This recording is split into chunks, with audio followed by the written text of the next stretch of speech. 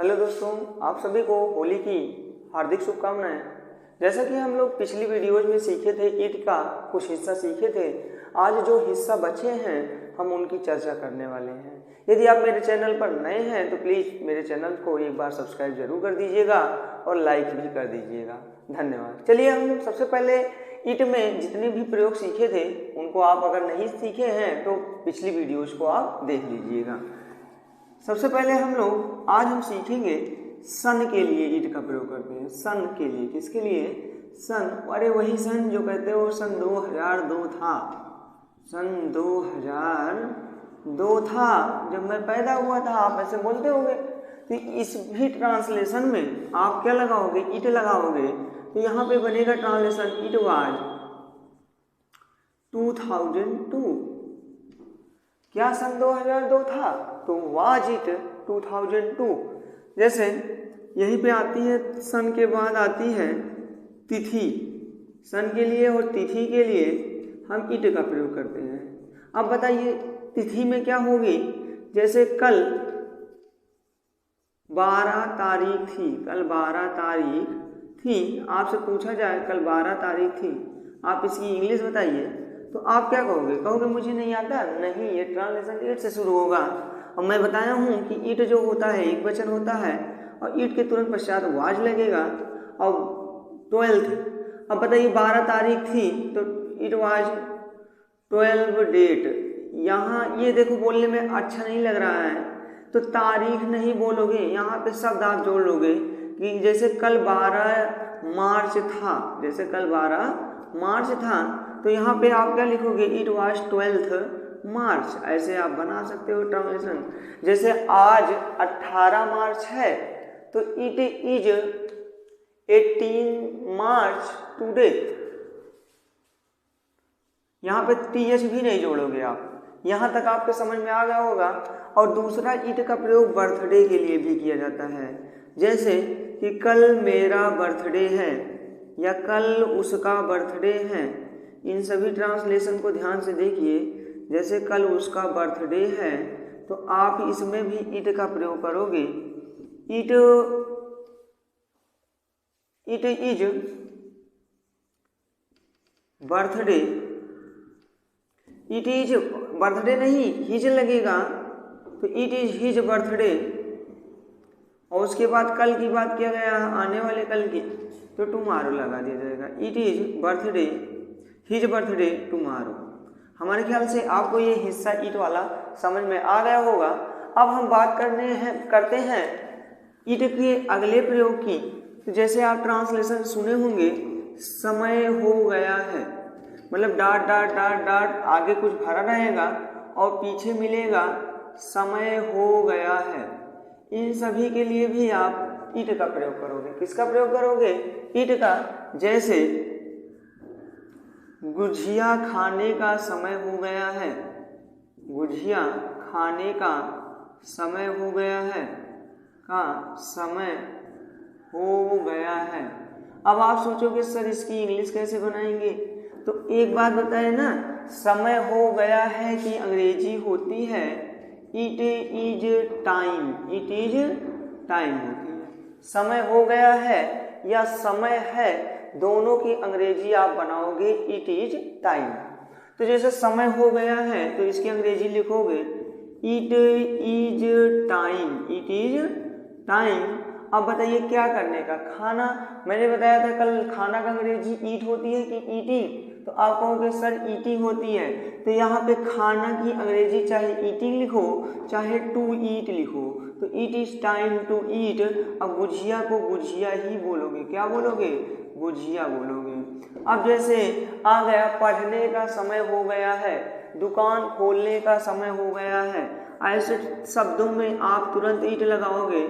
दुकान खोलने का समय हो गया है। दुकान खोलने का समय हो गया है। आप ध्यान से देखिए, इन सभी ट्रांसलेशन में ईट लग जाएंगे। कैसे लगेंगे? क्योंकि समय हो गया है की बात किया गया है।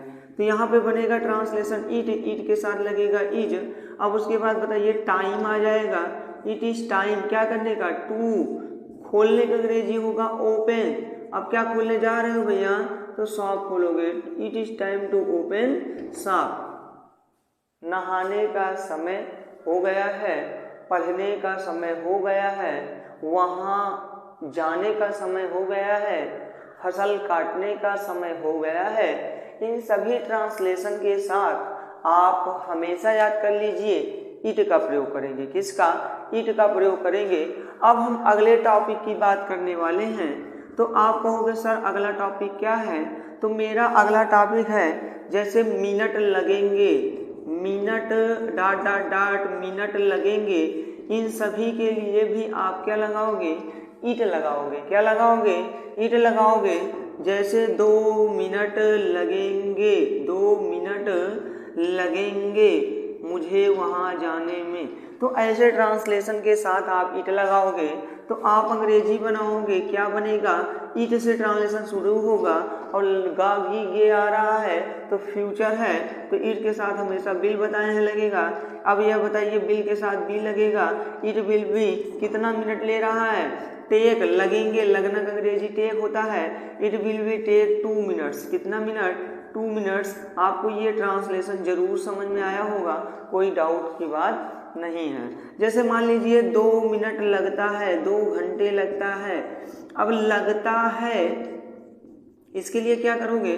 तो ता है, ती है, प्रेजेंट इंडेफिनिट टेंस है, तो आप यहाँ पे ईट लिखोगे। ईट के तुरंत पश्चात टेक्स लगाओगे, क्योंकि प्रेजेंट इंडेफिनिट में यस या यस लगता है ना। ईट टेक्स 2 मिनट्स लगा दोगे। क्या लगा दोगे? ईट टेक्स 2 मिनट्स। हमारे ख्याल से आपको यहाँ तक पूर्णतः समझ में आ गया है। जैसे आप बाजार गए और कहने लगे, दुकानदार आपसे कहा कि साइकिल बनाने में, क्या बनाने में? साइकिल बनाने में कितना मिनट लगेगा? जैसे आ गया ट्रांसलेशन, साइकिल बनाने में, साइकिल बनाने में 2 मिनट लगेंगे, 2 मिनट लगेंगे। तो आप सोचोगे इसकी अंग्रेजी कैसे बनाएंगे? तो अंग्रेजी बनाना आसान है। आप लिखोगे ईट, ईट के तुरंत पश्चात लगाओगे विल, इट विल टेक लगेगा कितना मिनट? इट विल टेक, वहाँ पे बी लगाए थे उसको भी इरेज कर लीजिएगा, विल ही लगेगा। इट विल टेक कितना minute? 2 minutes. It will take 2 minutes. क्या करने में? साइकिल बनाने में 2। अब बताइए साइकिल बनाई जाती है, खाई जाती है, नहीं खाई जाती है, तो इसलिए यहाँ पे रिपेयर लगेगा, टू रिपेयर साइकिल बन जाएगा। यहाँ तक आपको कोई डाउट हो तो बताइए। जैसे अब डॉट डॉट डॉट बीत चुका है के अर्थ में, डॉट डॉट डॉट बीत चुका है या चुके हैं ऐसे आ जाता है, तो आप चुका है या चुका था, उन सभी के लिए भी ईट का प्रयोग होगा। क्या होगा? ईट का। जैसे 2 महीने बीत चुके हैं, तो 2 महीने बीत चुके हैं, आप इसकी अंग्रेजी कैसे बनाओगे? तो इसमें परेशान होने की ज़रूरत नहीं है, मैं आपको अच्छी तरीके से बता दूंगा। जैसे 2 महीने बीत चुके हैं तो आप इसकी अंग्रेजी बनाओगे। ईट ये पैसिव वॉइस का ट्रांसलेशन है, इसलिए ईट के साथ हैज बीन लगेगा। अब कितने मंथ बिताए हो? तो 2 month. It has been 2 months. अब यहाँ पे बीतना तो अंग्रेजी नहीं लगती है, आप याद किए रहिएगा। जैसे 2 साल बीत चुके हैं, जैसे रमेश को 7 साल हो गए, रमेश को 7 साल हो गए हैं, रमेश को 7 साल हो गए हैं, 7 साल हो गए हैं। आप ऐसे ट्रांसलेशन में क्या करोगे? तो यहाँ पे ईट से ही ट्रांसलेशन सुनोगे और ईट के साथ तुरंत पश्चात हैज बीन लगाओगे। इट हैज बीन लिखोगे, उसके बाद कितने साल लगाए हैं? तो 7 ईयर्स लिख दोगे और उसके तुरंत पश्चात क्या लगाओगे? 2 लगा के रमेश लिख दोगे। हमारे ख्याल से ये हिस्सा आपको समझ में आ गया होगा, यहाँ तक जितना मैंने बताया है। अब हम एक टॉपिक और चर्चा करने वाले हैं कि जैसे अब ट्रांसलेशन में आप देखे होंगे कि कभी कभी ट्रांसलेशन कठिन या आसान से शुरू हो जाता है। कठिन या आसान से अगर शुरू हो जाता है तो आप उसमें बेहिचक इट का प्रयोग करोगे। जैसे मोबाइल चलाना, मोबाइल चलाना आसान है, मोबाइल चलाना आसान है। अब ये भी ट्रांसलेशन इट से बनेगा। अब आसान है कि अंग्रेजी आप बनाओगे तो बनेगा सिर्फ it is easy. It is easy. क्या करना आसान है? मोबाइल चलाना, तो to use mobile, it is easy to use mobile. हमारे ख्याल से आपको ये हिस्सा समझ में आ गया होगा। जैसे संगीत सीखना कठिन कार्य है, संगीत सीखना कैसा कार्य है, कठिन कार्य है। तो आप पहले अंग्रेजी बनाओगे कठिन कार्य है, तो इसकी अंग्रेजी बनेगा it is hard work, it is hard, it is difficult work. यहाँ पे हार्ड वर्क नहीं लगाओगे क्योंकि आप मजदूरी नहीं कर रहे हो। It is hard, it is difficult to learn, क्या, टू लर्न। अब उसके आगे क्या लगा दोगे, संगीत को बोलते हो इंग्लिश में म्यूजिक, इसलिए लगा दोगे म्यूजिक। आपको यहाँ तक समझ में आ गया होगा। जैसे पक्षियों को मारना पाप है, ये भी ट्रांसलेशन इट से शुरू होगा, पक्षियों को मारना पाप है। आप यहाँ तक समझिए कि इट जो है कैसे लग रहा है, तो पाप है कि अंग्रेजी आप पहले बनाओगे, तो it is sin, it is sin. अब उसके बाद लगा दोगे to kill the word, to kill the bird, ये भी सही है। एक इसका दूसरा अनुवाद देख लीजिए, नहीं तो आप कंफ्यूज हो जाओगे। तो किलिंग वर्ड, किलिंग बर्ड्स, पक्षियों को मारना, किलिंग बर्ड्स इज सिन, ये भी आपका ट्रांसलेशन क्या है, सही है। आपको यहाँ तक समझ में आ गया होगा। अब हम एक दबाव वाले ट्रांसलेशन की चर्चा करते हैं। कह दो ये दबाव क्या है। तो जैसे आप ट्रांसलेशन जब कर्ता पर दबाव पड़ने लगे तो आप तुरंत समझ जाइए कि वहाँ ईट लगने वाला है। क्या लगने वाला है, ईट लगने वाला है। जैसे मैं बात करता हूँ कि जैसे मैंने कहा तुम ही हो, तुम ही हो जिसे मैं पसंद करता हूँ, जिसे मैं पसंद करता हूँ। तो आप ऐसे ट्रांसलेशन में कैसे अंग्रेजी बनाएंगे, तो सबसे पहले लिखोगे तुम ही हो, तो अंग्रेजी बनेगा इट इज यू, क्योंकि इस पे दबाव दिया गया। क्या दिया गया, दबाव के लिए किसका प्रयोग करोगे भैया, तो आप तुरंत समझ जाइए कि दबाव के लिए हम ईट का प्रयोग करेंगे। किसका प्रयोग करेंगे, ईट का, क्योंकि मैंने इंडिकेट किया तुम ही हो, वह ही है, शुभम सर जी ही हैं। ऐसे ट्रांसलेशन में आप तुरंत समझ जाइएगा कि ईट का प्रयोग होता है।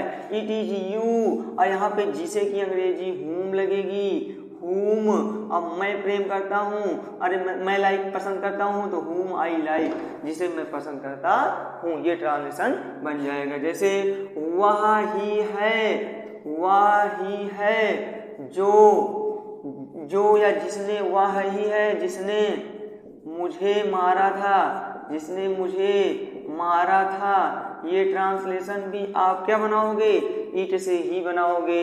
तो वह ही है, तो eat is he, it is he. अब यहाँ पे उसमें, क्योंकि ईट के साथ इज लगेगा, जिसने, यहाँ पे जिसमें नहीं, जिसने मुझे मारा था, तो जिसने की अंग्रेजी हु लगेगी। हु के तुरंत पश्चात मारा था, तो बीट की सेकंड फॉर्म बीट हो जाएगी, हु बीट मी, मुझे पीटा था, तो हु बीट मी हो जाएगा।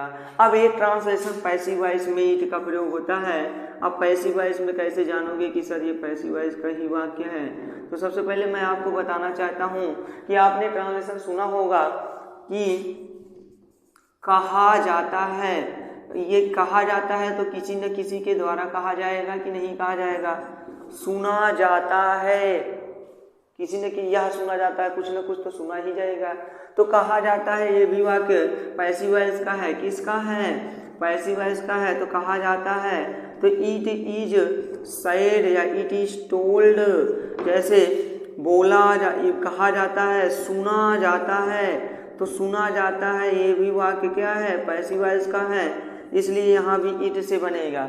तो सुना जाता है तो अंग्रेजी बनेगी इट इज हर्ड बनेगी, इट इज हर्ड बनेगी। आपको समझ में आ गया होगा। इट का आज जितना हम जानते थे प्रयोग सभी हमने सिखा दिया है, और मुझे उम्मीद है कि अगर आप इतना इट का प्रयोग सीख लेंगे तो आप इंग्लिश में इट आसानी से प्रयोग करके वाक्य बना पाएंगे। आज के लिए सिर्फ इतना ही, धन्यवाद।